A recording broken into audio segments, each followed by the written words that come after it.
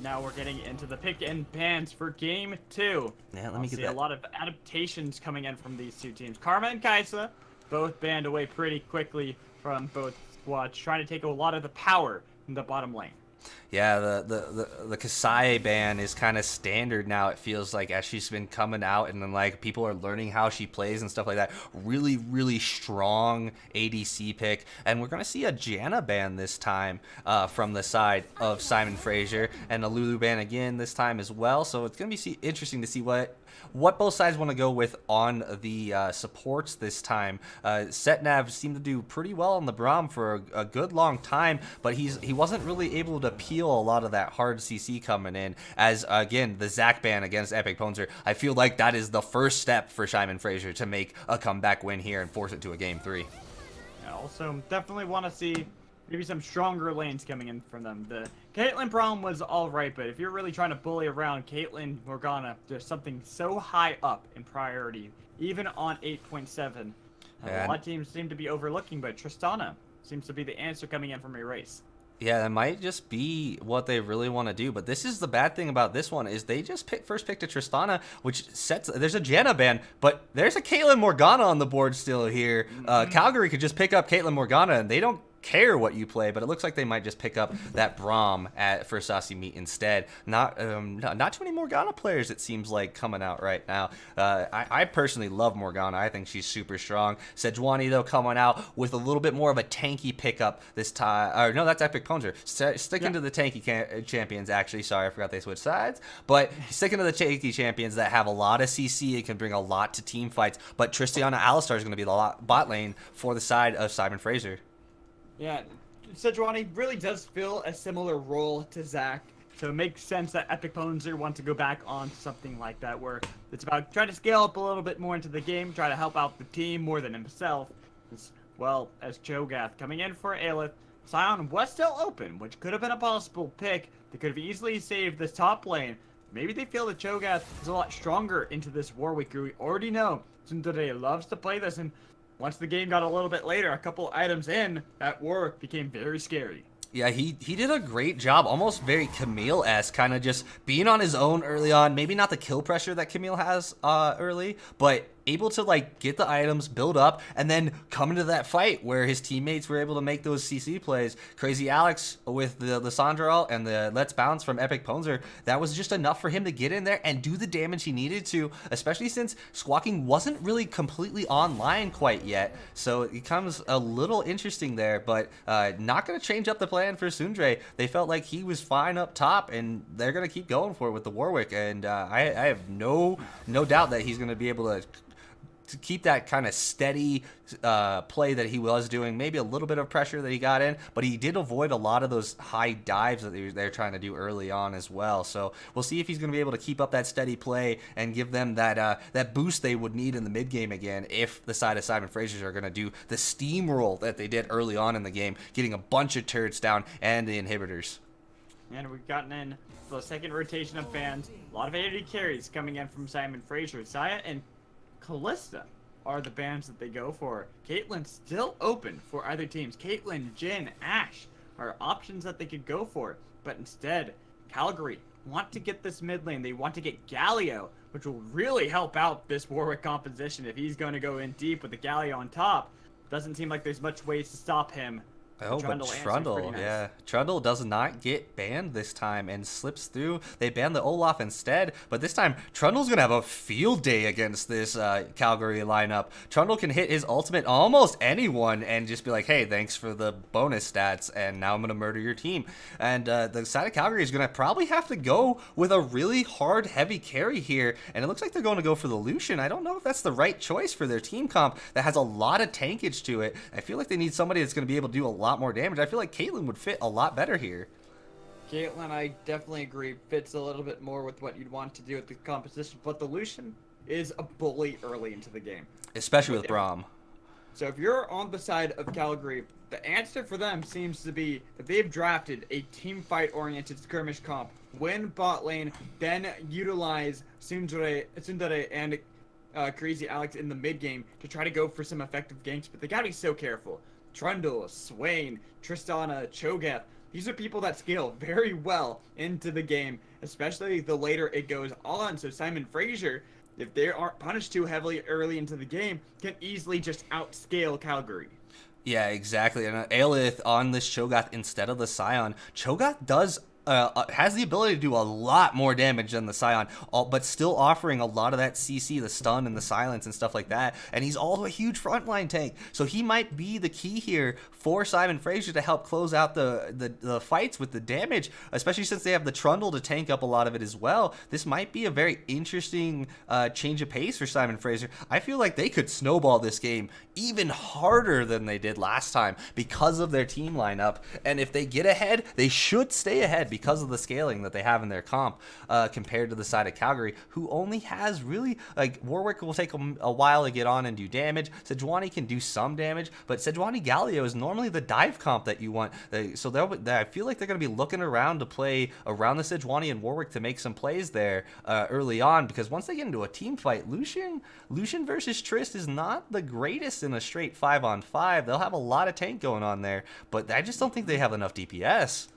And the thing that I also love seeing is Trundle with Swain paired up. A lot of people don't realize that they have amazing synergy together. If the Trundle pillar knocks someone up, it actually can activate the passive coming in from Swain, where he can pull people in purely based off a normally not heavy CC thing like the Trundle pillar. It just, the knockup makes it so that it works. So when you see that happen, you kind of like, oh, that's weird. That shouldn't work, but it does.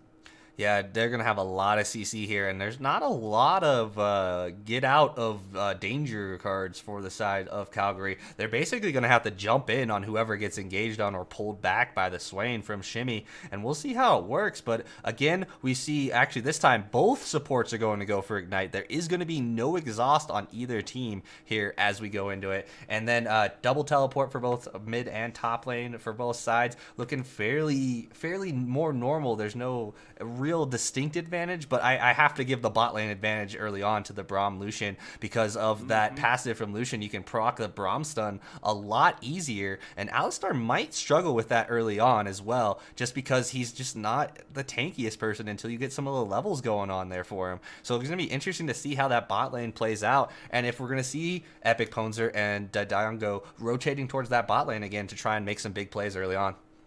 Yeah, it will be really interesting. Because for the side of Calgary, it's about team fighting. They want to make sure that they're sticking together. Even this Warwick, where he kind of had that split push comp style, where he can easily transition into a side lane and be very happy. This time around, he probably wants to be with the team, try to skirmish with everybody. They gotta be so careful, because if anybody falls down, there's no siege that can be laid down by Calgary. They cannot stop the onslaught of Tristana, Swain, even Trundle will be doing so much damage to these towers that there's not much Calgary can do to dissuade them from marching it right into their base. Yeah, this is going to be, I feel like the key for victory for Calgary is to not fall behind like last game. I don't believe they have the comp to come back like they did last game. They don't have the Triss to do a lot of that hard turret clearing and pushing and doing a lot of AoE damage like she did last time. But yeah, they're going to have to really avoid getting behind from the early pressure from Simon Fraser to have a really, I feel like, any chance in this game. The drafts just seem so much more lopsided than they did in the first game. Yeah, first game seemed like, sure, we gave Simon Fraser the edge. We like their composition a lot, but there's avenues back into the game from Calgary, and we even saw that happening. This time around, Simon Fraser, they have a great scaling composition that if they even stay even, the Calgary will start snowballing over Calgary, whereas the guys from Canada, Calgary, have to make sure that they are ahead, or this game could easily go to a game 3 before they even realize it. Yep, and here we are jumping back onto the Rift for game number 2. With this time, we're going to have the side of Simon Fraser on the Aerie side, down 1 game to the University of Calgary on the red side. But right now, it's going to be make or break for these two teams. If you're on the side of Simon Fraser, you got to be putting everything into this. You cannot even drop a little bit behind Calgary, because this is where your playoff hopes are on the line. You lose this game, you are out of it. Simon Fraser, got to be feeling the heat. Yeah, definitely. Especially after having such a huge lead in the early game last time. That's why I mentioned that kind of composure that they had. They lost that fight at Baron, and then it seemed like their team's energy was off, and it just wasn't there anymore. And they really need to reset and push hard in this one to do the same thing they did last game. Because if they do the same thing they did last game, they should win pretty hard. But we see another 5-man invade from the Calgary side going top lane again. We'll see if they can get another flash out. But it looks like Aelith has spotted them out well before, so no flash this time around for him. Though it's on Cho'Gath, you don't want to fall behind too early to Warwick. So the rest of Calgary have to back off. Yeah, this time no early engages this time. No one losing a summoner, so we should have fairly even lanes going on to start it off. We'll see how this bot lane of Calgary does with the advantageous lane versus the Trist and the Alistar. Another rotation. They're still roaming as 4 people going towards bot lane now. They're trying to make sure they're not going to get invaded, and a little miscommunication there as they put 2 wards in 1 bush. But nothing too crazy thus far yet. Both sides seem playing relatively calm so far. Yeah, but the one thing is Simon Fraser were able to get a ward onto the blue buff. So once again, gonna have the red side spotted out for the jungler. Gonna make it a little bit more difficult. Daidango probably gonna be very happy on this Trundle. Really wants to make sure that he's just scaling up a little bit more. Once he has Subjugate, that's when this Trundle is gonna be very tanky and very hard to kill. Yeah, and he has so many targets he can use that Subjugate on, too. Like, Galio's really tanky, Brahm's really tanky, Sejuani's tanky, and Warwick's pretty tanky as well, so he can hit almost anyone with it and just start going into team fights, being a crazy man, as here we get a little bit of trading going on early. It seems like a lot of these lanes are going to battle it out pretty heavily to the side of Simon Fraser. Swain really does bully around Galio pretty well early on. Top lane seems that it's kind of going back and forth between the two, but both of them have tools in their kit where they can heal up pretty nicely. The one we have to keep our eyes on is going to be that bot lane. Squawking on Lucian should be trying to look for a lot of all-ins on Erase. Yeah, definitely early on. As long as you can get that early proc from the Braum passive, he can just kind of dash in and do a lot of work on it. So we'll see how that goes. But yeah, Shimmy versus Crazy Alex in this mid lane might go quite crazy. They both actually were fairly even on CS and whatnot last game. But this time, I feel like you said, Swain has a pretty good advantage early on. But early gank top doesn't end up in anything but a flash from the Warwick. Flash is going to be pretty big. Can easily be a key point to hit on later. Just a couple minutes for Dodongo if they want to have a repeat gank. Bot lane gonna be the smash coming in. Concussive blows. Ignite already burned. That's the flash in with the heal as well. Might get the concussive stacks on Erase. Trying to see if they can get the flash out of Tristana. Getting a couple summoners out of the side of Simon Fraser is gonna be nice for Squawking. Yeah, and Squawking did use his own flash there to try and chase, unable to get the kill, but they do get the heal as well, so I feel a little awkward about that one, because Setnavrek was he went in before they were level 3, and Alistar is not very tanky early on, and not having his E to go in there and land the stun as well on top of it, he kind of just forfeited a ton of his health and a bunch of summoners. Plus a lot of lane priority over to Squawking. As you can see, Lucian and Braum now taking control. Mid lane, Shimmy, Crazy Alex fighting a little bit. The never move did connect onto Galio. But at the same time, it is Galio. It is pretty just innately tanky once he builds some AP. Yeah, exactly. So he shouldn't have too much problem here as long as he doesn't die early. Junglers looking like they went back to go do their first buys, and we're gonna see. It looks like both of them rotating towards the bot lane. Should see a little bit of aggression. Trumpet's still up for Epic Bones, or if he wants to take that before, then try to see if he can rotate to the bot lane. Well, the Dongo's got to be careful. There is the ward put down in the tri-bush, so if he doesn't go through the lane, he will be spotted out. Mid lane, Shimmy's low on mana. Probably wants to head home soon so he can start stacking back up on that. Yeah, they're both kind of trading mana relatively about the same in mid lane, but Aelith's doing a pretty good job of just kind of not taking damage and trading very well as a Cho'Gath with that AoE from those spikes, doing quite a bit of damage to Sundre, but finally able to get on top of him and change the damage out of him. And we got a jungle fight going on as well. Jungle fight at the same time, top lane's having a lot of damage go back and forth. Not going to land the Rupture from Cho'Gath. So no more follow-up there. as a never move does connect on to Crazy Alex in mid lane. A lot of possibilities of people going down, but everyone holding on for dear life, just trying to see if they can get some under their belts. Want to get up to level 6. That's when they want to look for some of these all-in fights. Yeah, exactly. And then we saw Epic Ponzer jump the wall into the Dragon Pit to get out of the trouble that he was in, trying to invade the side of Simon Fraser. But that's going to be the Jaws of the Beast, the Primal Howl. That's going to be the flash coming in from Aelith with the silence. Solo first blood comes in for Cho'Gath as the bot lane going to have a lot of battling as well. Flashes were used. Zetnava wants to see if he can go for a little bit more. Epic Ponzer taken solo by Dodongo as Aelith finally shows up. Takes out 2 members himself. He wants to go for more. All 5 members here from Simon Fraser. Knock up onto Crazy Alex. Gets the flash. Never move to pull him back into the fight. They are knocking him around for Shimmy to pick up the kill. Yeah, we just saw Aelith get 3 kills in the course of like 60 seconds. He gets a solo kill on top lane, then makes the teleport play to bot lane to get 2 more kills. This Cho'Gath is going to be a monster to deal with now with such a huge gold lead he has over the Sundre. He actually is over, he has 1100 gold lead over him at 6 minutes. Yep, all from just that little bit of play. From the 30 seconds of mayhem coming in, 4 kills picked up for the side of Simon Fraser. Pretty much their entire gold lead is onto Aelith. Yeah, exactly. Just completely making some good plays there. Used his flash, too, to get the solo kill. And then, again, you can make the teleport play across the map pretty easily when you know your laner's dead. So, really nice there. And he's going the fairly armor-heavy build here. So he should be able to trade with Sundre really easily now. And I feel like there's going to be a lot of pressure going in top lane now as Aelith is in a commanding position. And he's not on a Scion this time. He's not just the tank that'll land CC. He's a Cho'Gath. Cho'Gath eats people, dude. He's gonna kill you if you're not careful, as he takes half of Sundre's health down with just some poke. Cho'Gath Eat World. I love that band.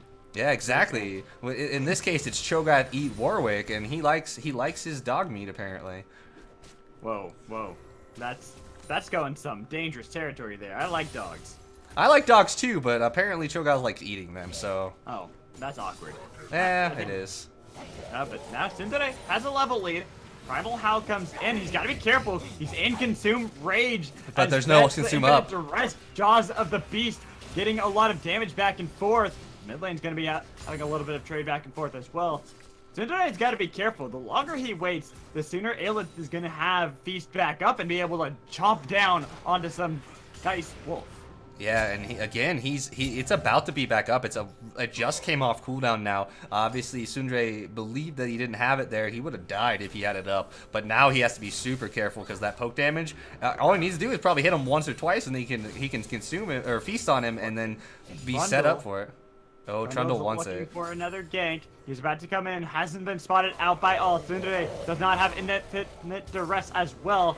Primal Howl to try to disengage. Here comes the pillar, but the flash from Tsundere will keep him alive. But at what cost? Yeah, at what cost? Because now, again, he's still really close to in that range. But here we go. Calgary making the play across the map after they see that Dodongo is top. They're going to try and claim this first Ocean Drake for themselves, which would be a nice little pickup for him. But they know what's going on as Setnav seeing it going on, but nothing he can do by himself. And first dragon of the game goes over to the side of Calgary.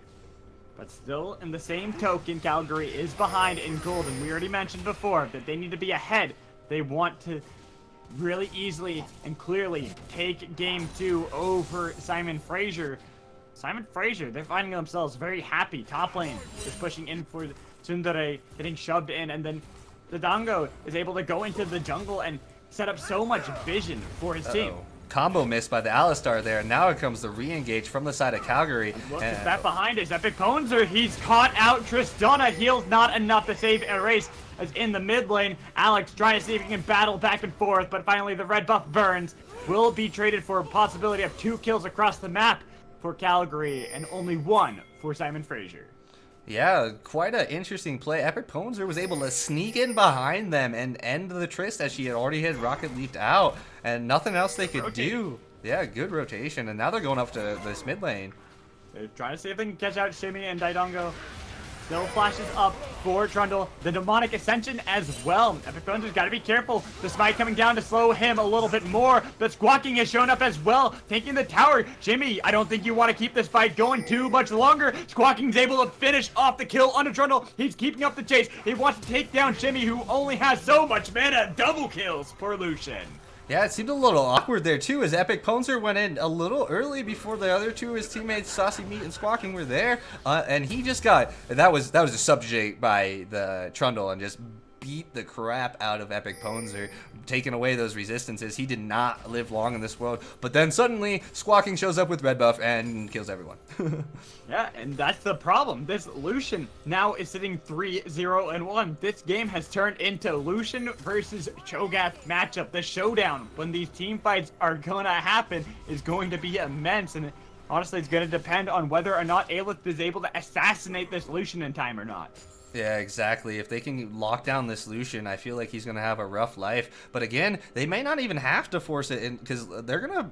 I think they can put pressure on the tanks of the side of Calgary, and then Lucian will have to dive in and try and do some damage, and that should be their opportunity to make the play onto the Lucian and just destroy him off the face of the earth with all the CC that they have. We'll see how they play it out, but again, good rotation so far from Simon Fraser. A little bit caught out on that last one, as a good rotation was made by the side of Calgary to take out the 2 kills bottom. But we'll see how this goes. Right now, Tristana There's an Alistar in top lane. Top lane. Blood Rush used by Tsundere. He's got to be careful. He's under the tower. No infinite duress coming out just yet. Finally, he tries to lock down, but the explosive charge was in time to help keep the battle going. The bot lane still rotating from Calgary. The battle in the jungle. Jimmy pops the Demonic Ascension. Heroic Entrance gonna knock up the demon himself, but here comes Cho'Gath to say, no, I'm gonna feast on everybody right now. The Fissure doesn't really help out too much. 4 members of the side, make that 5 members of Simon Fraser are here. The taunt lands onto 3 members, but they're able to pick off onto Squawking, looking for the ace this early into the game to get it on Saucy Meat. Yeah, what a play. They finally end up clearing everything up. It wasn't quite just the ace. It is an ace technically, but Tsundere had respawned after dying. So they do get 5 kills there for themselves. And that was a really awkward decision from the side of Calgary to have already lost 2 members and still try to rotate into 5 members of the other team with only 3 of their own. Really, really questionable decision making, but a really, really good roam by Set Navek, getting up there, landing the CC, and just tanking the turret for the Cho'Gath to take the easy kill. And they put a ton of damage on not only the top lane, but the mid lane as well, without losing anything in the bot lane, just kind of frozen there. So again, Simon Fraser making great rotations and kind of forcing Calgary's hand to kind of come into them, and they make a bunch of kills, and they got the gold lead again. They're sitting pretty. The worst thing about that is Calgary were baited into that situation. They did not need to go for that fight. They had the push from Squawking and Saucy Meat on the bot lane. They could have taken the tower. They could have gotten first brick gold before it could have been answered by Simon Fraser, just giving up a couple kills, but they decided to rotate into the jungle to try to fight it out. They pretty much just piled in one after another into the fight, not even a full 5v5 fight. Yeah, with Warwick dead, it was only going to ever be a 4v5, and then Epic Ponzer got caught on the stun, and then finally the bot lane comes rotating in nice and slowly, and actually Calgary finally making the move here. I think they get first turret after they get so much, after Simon Fraser did so much damage. They are, aren't they? And they do get first turret. Apparently, Race and Setva weren't able to rotate quick enough to try to take the tower before it went down in bot lane, but they will answer it at least. Maybe even be able to get the mid lane, depending on how Squawking wants to go about this. With Aelith now on the bottom side of the map, he's going to try to do his best to wave clear. The push keeps coming in from a Race as well. Yeah, both sides kind of pushing pressure as much as they can, but it looks like the side of Calgary is going to try and rotate up and catch out Swain. Swain making the recall back there, but hey, look, Daidango with the kill on to the Rift Herald solo by himself, knowing that they had the majority of the other team on the bot side of the map. Don't give up a turret. They get the other objective in their own favor, and I'm expecting another big push mid with that Rift Herald for the side of Simon Fraser. As long as they're able to get control over it, Daidango's already on his way into the mid lane, trying to see if he can help this fight. Squawking does clear out these minion waves pretty fast on Lucian. Well, sure, he has pretty low range. It's something that can be punished by Shimmy. And there is an Infernal Drake up, and that actually looks like it's in the sights of Simon Fraser as they start setting up vision around it. Right now, not gonna connect the never move. This is an Infernal Drake. Would definitely help out, give even more damage to Shimmy, Dodongo. Aelith, they love to fight, they like to skirmish, but you cannot give that over to Squawking. Because on Lucian, he's going to be able to do so much work when he has extra damage that he can provide to the team. Yeah, and they're, again, 4 members from both teams kind of crowding around this Dragon Pit. We're trying to see who the Vision War is going to be won by, and it looks like so far it's won by Simon Fraser. But again, Sundre had to recall there. I feel like he can't 1v1 against the Shogoth at all at this point. There's a Righteous Glory finished on him as well. Exactly, with the Bramble Vest to stop a lot of the healing coming in from this Warwick. It's going to be pretty hard, but here comes the TP. Answered by Tsundere. They're looking for the full 5v5 action. The knockup going to connect on the Tsundere. He's bounced around pretty effectively, but here comes a heroic and trying to keep him alive. They get the triple man knockup. Squawking in the backline. He's zoned away by Alistair, but that's Tsundere and Crazy Alex onto Erase. They're not able to get anybody. Shimmy finishes off the main focus. They get rid of Lucian, chasing down on the Tsundere. It seems Erase, he's bloodthirsty, but it doesn't matter because his team won so handedly in that fight. Yeah, kind of an awkward teleport from Sundre there, teleporting into the Dragon Pit a little bit later than Aelith as well, so he got caught out. There's no way for his team to really help him there, and he just gets blown up right away, or not blown up, but had to retreat right away to get out of it, because he was just going to die if he stayed in there, and it ends up turning the fight on its head for the side of Simon Fraser, just easily taking the dragon and getting a bunch of kills, and minions killed the middle turret as Shimmy goes to take out the bot turret as well. Should be able to get a massive chunk of gold. It's going to skyrocket to well over 5,000 gold now in favor of Simon Fraser, but that's rough. We've seen this before. This pretty much happened in game 1, so should we expect the same result?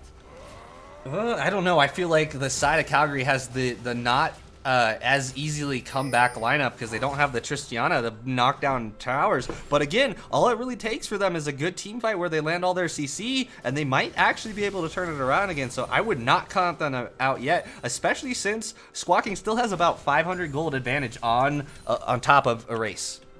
Yeah, with that Essence Reaver looking for a lot more crit into the build of Lucian. He will scale pretty well into the late game, but if they keep getting these picks for Aelith, want to go on to Tsundere with Epic Punzer in the area.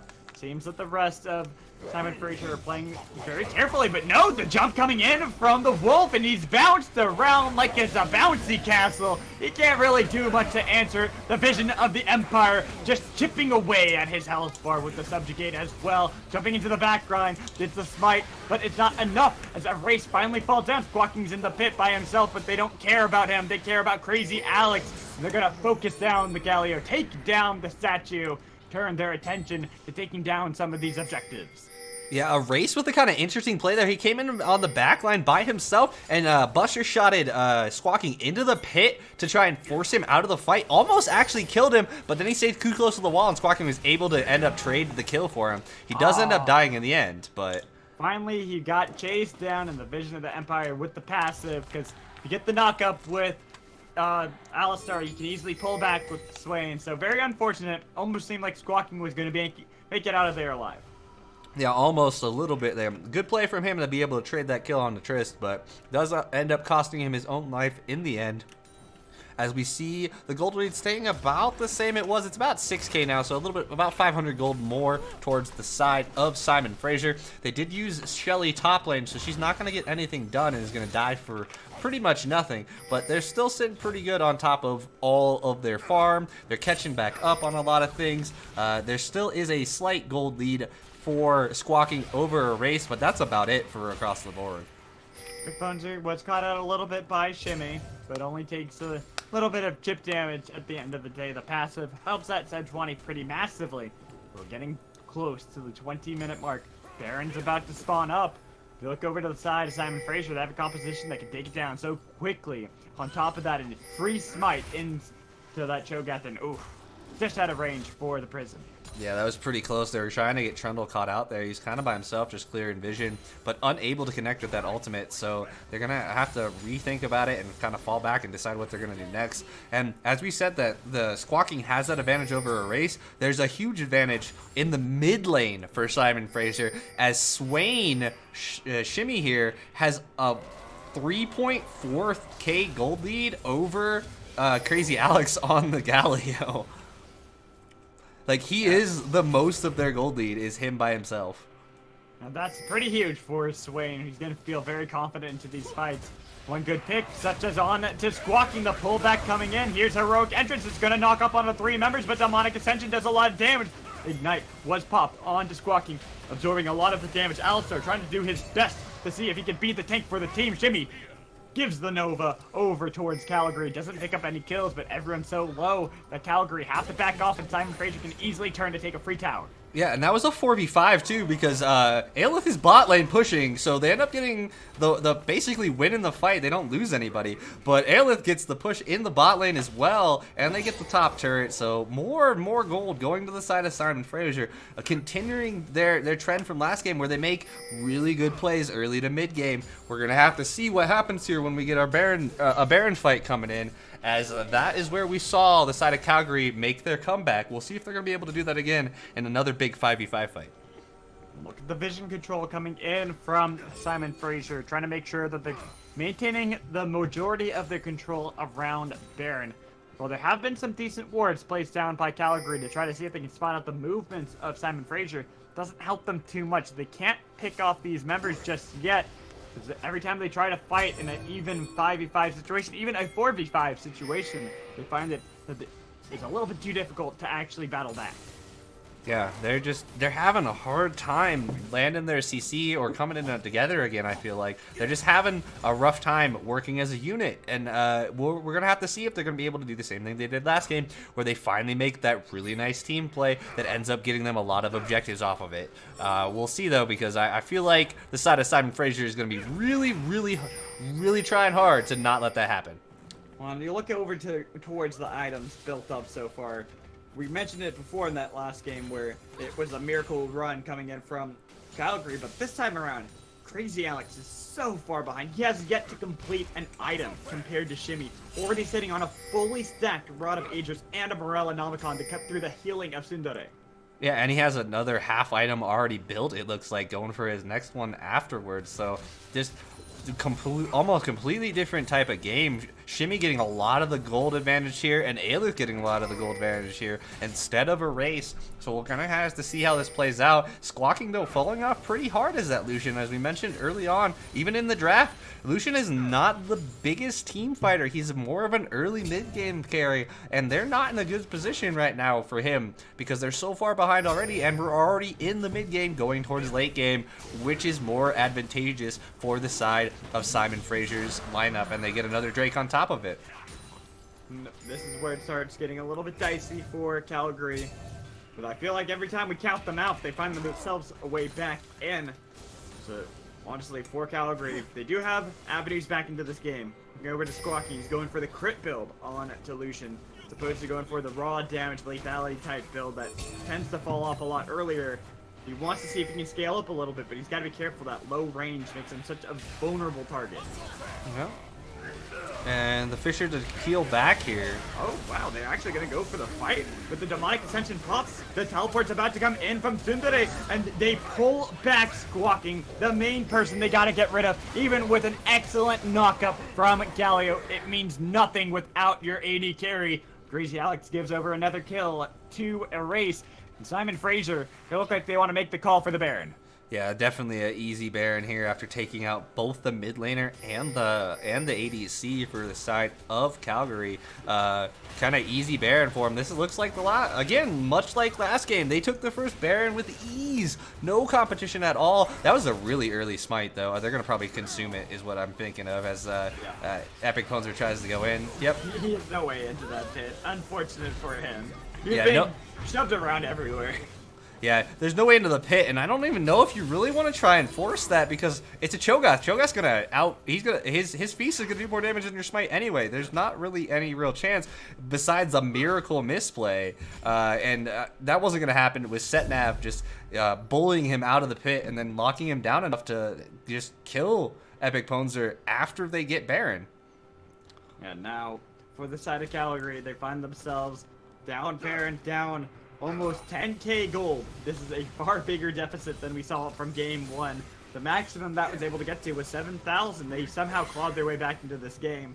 But with the key members of their team so far behind in gold, I mean, we keep talking about Crazy Alex compared to Shimmy. Just look at that. That's more than 4,000 gold separating those two players alone. Yeah, especially when you're talking about a Swain with a 4,000 gold lead over a Galio. Galio is going to do no damage. He's going to be there to help tank, and that's about it. As a dash over the wall saves Epic Ponzer's life, but uh-oh, just kidding, it might not be enough. It does not seem like it will be enough. He is getting shoveled around at this point, and even with the heroic entrance, he can't stop the true damage that Aelith does on the Feast. The rest of Simon Fraser gonna march it right down this bottom lane, try to take out every single objective, every single player in their way. And not to mention, though, too, Shimmy is pushing that top lane by himself, and there's no way Sundre can deal with Shimmy. Shimmy has way too much golden items at this point. He's got the Rylai's Crystal Scepter, I was going to say it wrong, as well on top of it now. So he's sitting pretty on 3 items here, and I don't think they can send anybody to deal with him, so they're just going to 4-1 split push. That's all you have to do if you're Simon Fraser, trying to see if you can have multiple fronts. And with taking a little bit of damage, you can throw a little bit back with the easiness of the Thorn Mail, but man, they look for the pick and they get it onto Squawking, jumping in and out of the battle as a race. He is getting the resets for days, knocking up as well. That should be the last kill. They can easily look for the end of the game if you're Simon Fraser. Yeah, this time, no mistakes made, no chance at a Baron steal. Setnav made sure of that, even though the chances of it getting stolen on that one were really low against the Cho'Gath. But this time, Simon Fraser, no mistakes, no slowing down. Erase went super aggressive when he saw how low Squawking was, and this is going to be a really nice, clean win for the side of Simon Fraser with only a couple missteps in it, and they close out the game in under 27 minutes. Yeah, the biggest thing is this is going to force us into a game 3. Simon Fraser definitely disappointed after their loss in game 1. They came back with a vengeance over Calgary. Yeah, Calgary, this time unable to make the comeback plays. I feel like they didn't have the draft to make the comeback plays, and this time they picked the early game comp in bot lane that felt like it was doing all right, and they made a couple decent plays, but all you needed was Aelith on Cho'Gath to solo kill Warwick and teleport bot and kill 2 people. So that kind of negates your bot lane plan right away when you give up that many kills early on. Exactly, but guys, we're going to throw it over to a quick little break as we get ready for Game 3, the deciding game between who goes to Huntington Beach of Calgary or Simon Fraser. Join us back in just a little bit. We'll be right back, guys.